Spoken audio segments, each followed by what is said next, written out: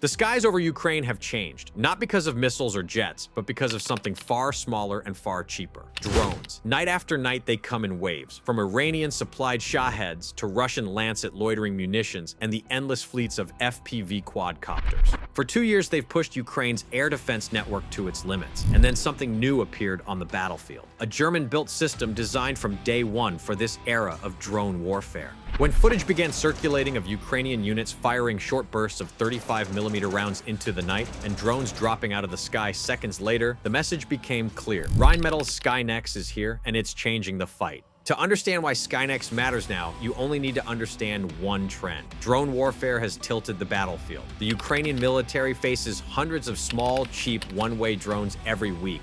According to Ukrainian Air Force data and independent analysis of strike patterns, Russia has regularly launched large Shahed attacks, sometimes dozens in a single night, often mixed with cruise missiles and decoy drones. Each one of those drones costs a fraction of what it takes to intercept it with a modern surface-to-air missile. That cost imbalance is one of the most worrying parts of the war, and NATO analysts, including those from RAND and the Royal United Services Institute, have repeatedly pointed out that no nation can afford to fire high-end missiles at low-end drones forever. That's where Skynex enters the picture. Before Skynex, Ukraine was already using gun-based systems with success. Germany's older Gepard self-propelled anti-aircraft guns, armed with twin 35mm cannons, quickly gained a reputation as some of the most effective systems against cruise missiles and Shahed drones, and German-funded ammunition contracts for Gepard have been expanded multiple times to keep them firing. So, when Rheinmetall brought forward a new generation system built around the same caliber, with smarter ammunition and a more advanced control system, it was not starting from zero. It was taking a proven concept and modernizing it for an environment dominated by drones, electronic warfare, and saturation attacks. Skynex wasn't originally built for Ukraine. Rheinmetall had been developing it for years as a next-generation short-range air defense system. The company announced in 2022 that an international customer had ordered 2 Skynex systems in a contract worth around 182 million euros, with deliveries planned for 2024. But the conflict in Ukraine is the first major test of the system in real combat, and so far, publicly released footage and battlefield reporting suggest the concept works extremely well against the types of drones Russia relies on. Germany delivered the first Skynex batteries to Ukraine in 2023, a fact Rheinmetall itself now highlights in its own powerful partner at Ukraine's side materials, and confirmed another system arriving in 2024. This was not a symbolic donation. It was a deliberate effort to give Ukraine a system designed for a drone-heavy war that Europe had not fully anticipated until 2022. By late 2025, Rheinmetall's chief executive publicly stated that 4 Skynex systems financed by Germany were in Ukrainian service, meaning the full package pledged by Berlin had been delivered and integrated into Ukraine's air defense grid. At its core, Skynex is a modular, automated, networked air defense ecosystem. You can think of it as 3 main parts working together: eyes, brain, and fists. The fist is the Oerlikon revolver gun Mk3, a 35mm automatic cannon that Rheinmetall's own technical sheets list, with a nominal rate of fire of about 1,000 rounds per minute and an effective range of roughly 4 kilometers against air targets. What makes it different from a traditional anti-aircraft gun is the ammunition. These are Ahead rounds, short for advanced hit efficiency and destruction. Instead of firing a solid shell that has to hit a drone directly, the system fires a round that is smartly timed. Just before the round leaves the barrel, the fire control computer tells it exactly when to explode. When it reaches that preset point in front of the target, it bursts and sprays a cloud of tiny tungsten pellets forward. The drone doesn't have to be hit by the shell itself. It just has to fly into that dense cloud. For a small, fragile aircraft like a drone, that is usually enough to shred wings, damage the warhead, or tear apart the guidance system. That is why this ammunition is so dangerous to drones, even if they are small, cheap, or made from composite materials. Ahead technology has been around for years in other Oerlikon systems, including naval and ground-based guns like the Millennium Gun and Sky Shield, where it was originally marketed as a solution for cruise missiles and even artillery rockets. But Skynex takes that idea and builds a whole architecture around it. Instead of one gun tied to one radar, you get a system where sensors, guns, and control units can be mixed and matched like building blocks. Rheinmetall's own Skynex brochure sets out the building blocks clearly. At the center is Skymaster, a battle management system that acts like the brain. It receives data from search radars that scan the sky, from electro-optical units that work like high-end cameras and thermal imagers, and from other connected assets. It then chooses which weapon is best placed to take the shot and sends the firing solution to that unit. In simple terms, one part of Skynex looks far, another part looks closely, and the central computer decides who shoots and when.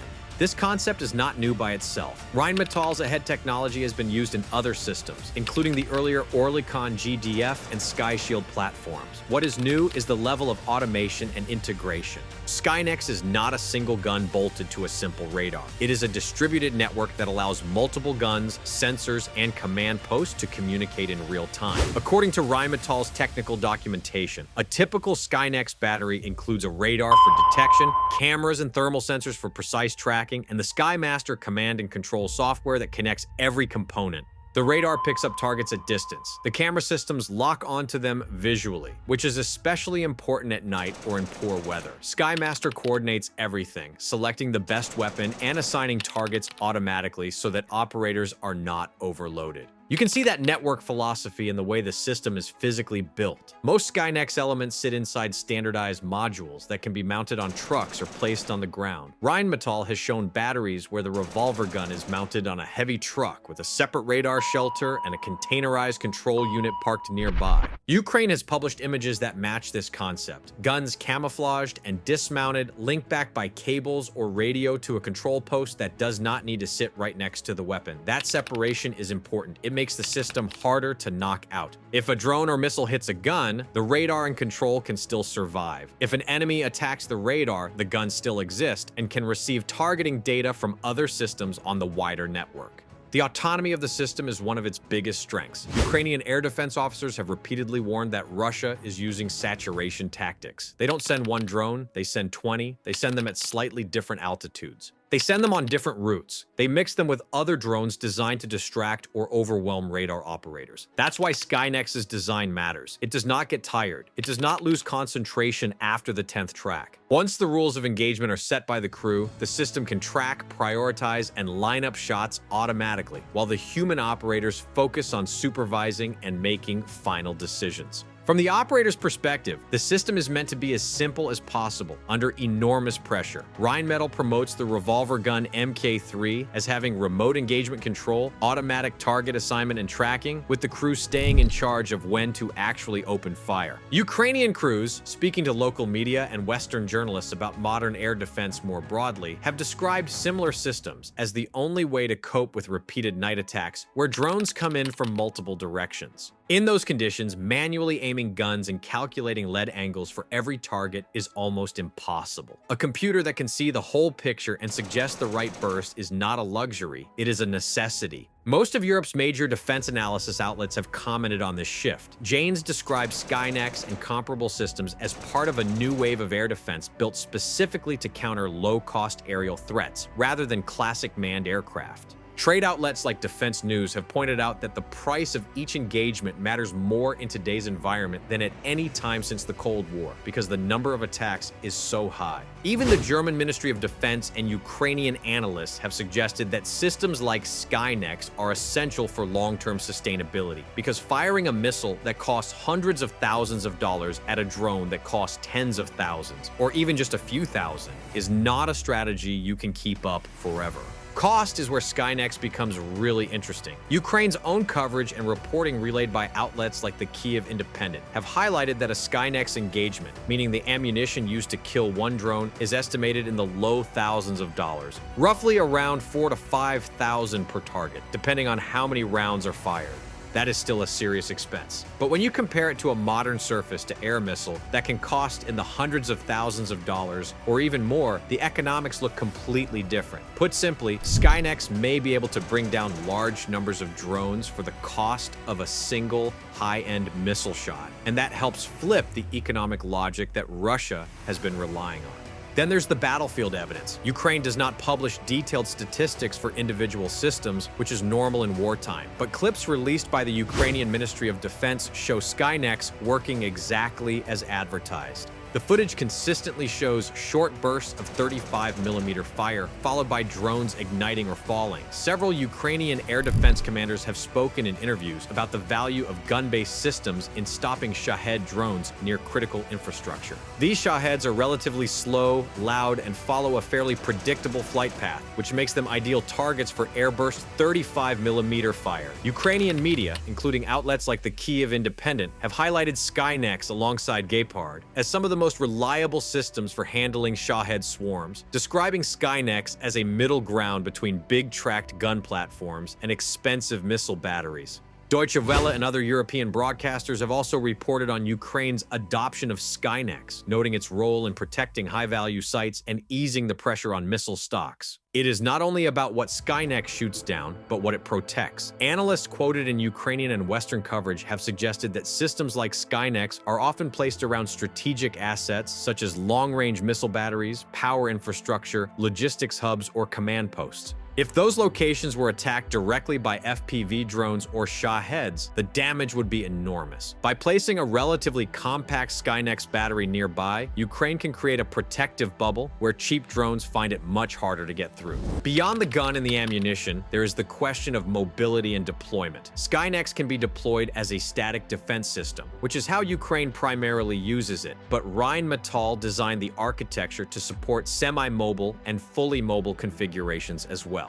The company has shown revolver gun modules mounted on military trucks and integrated with containerized radar and control units that can move with mechanized formations or be shifted from one base to another as the threat changes. This flexibility is part of the company's long-term plan to merge Skynex's core technologies with the Sky Ranger family, which includes 35mm and 30mm gun turrets that can be mounted on armored vehicles. Rheinmetall has demonstrated these turrets on platforms like the Boxer and the Lynx KF-41, and has marketed them to several NATO countries as mobile short-range air defense solutions. Hungary, for example, has ordered a Sky Ranger 30 variant for its future Lynx fleet. In a contract, Rheinmetall explicitly links to the wider European Sky Shield initiative. This is not concept art. These are signed contracts and real hardware being developed, which shows how the ideas behind Skynex are feeding into a broader family of mobile air defense options. Germany's strategic motivation behind all of this is significant. The Zeitenwende announced by Chancellor Olaf Scholz in 2022 triggered one of the largest peacetime defense industrial expansions in German history. Rheinmetall is at the center of it.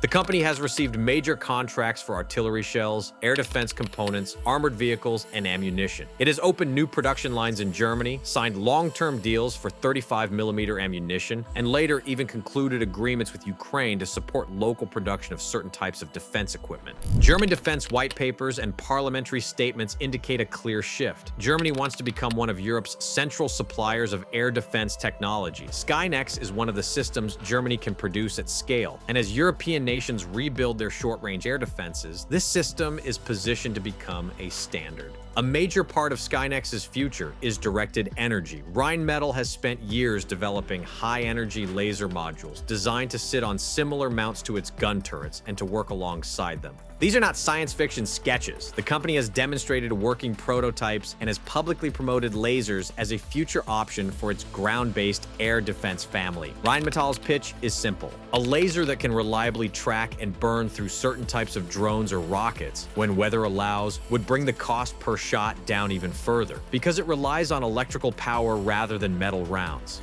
The main limits today are power supply, cooling, and the way lasers behave in fog, rain, or dust. While laser weapons are not widely deployed yet, their development path is real. Several NATO members are funding research into directed energy systems, and Rheinmetall's work positions Skynex as one of the first platforms designed from the start to accept this kind of upgrade when it is ready. To understand what makes Skynex strategically important, you need to understand how Russian drone production has evolved. According to reports from Ukrainian intelligence, Western researchers and investigative outlets like Conflict Armament Research and think tanks such as CSIS, Russia has drastically increased its domestic drone manufacturing capability since 2022, particularly for FPV and low-cost reconnaissance drones. These drones are inexpensive and adaptable. Some cost only a few $100s. They can be deployed in massive numbers. They can fly fast, low, and unpredictably. They can strike vehicles, artillery positions, and infantry with devastating precision. They are one of the cheapest force multipliers Russia has today. This means defending against them cannot rely only on expensive systems. You need something that can take on repeated waves without exhausting ammunition budgets. Skynex provides that. The system's cost per shot is significantly lower than modern missiles. Its magazines can be reloaded faster. Its ammunition is easier to produce in large quantities. Rheinmetall has expanded 35mm production not only for Skynex, but also to feed Gepard stocks, and has announced additional ammunition orders paid for by Germany on Ukraine's behalf.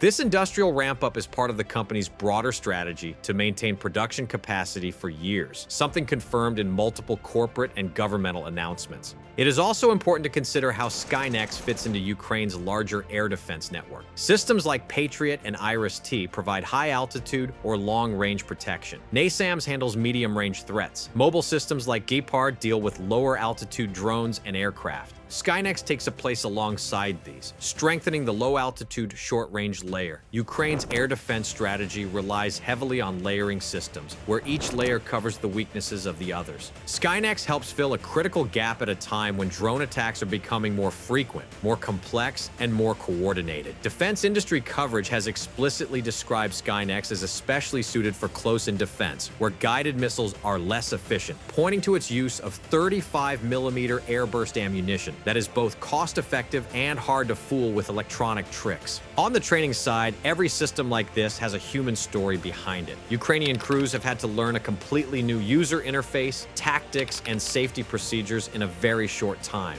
Germany has hosted Ukrainian personnel for training on multiple systems, from Iris-T to Leopard tanks, and open reporting indicates similar pipelines for air defense crews, including those operating Skynex. That means the operators behind those 35mm bursts are the product of an intense crash program where German trainers and Ukrainian soldiers compress years of peacetime instruction into weeks, then put it to use under real fire. Skynex is not perfect, and no credible analysis suggests otherwise. Ahead rounds, while effective, have limitations. They are most effective against slow or medium-speed drones flying roughly predictable paths. Fast jets or ballistic missiles are not what Skynex is built to stop. Heavy armored ground targets are not its job either. Weather conditions like thick fog, heavy rain, or snow can reduce the effectiveness of the sensors and slightly change how rounds behave in flight. Terrain can limit firing angles, particularly in crowded urban environments where buildings block the line of sight. No system is flawless, but within its intended role, Skynex appears to be performing very well based on current evidence and expert commentary.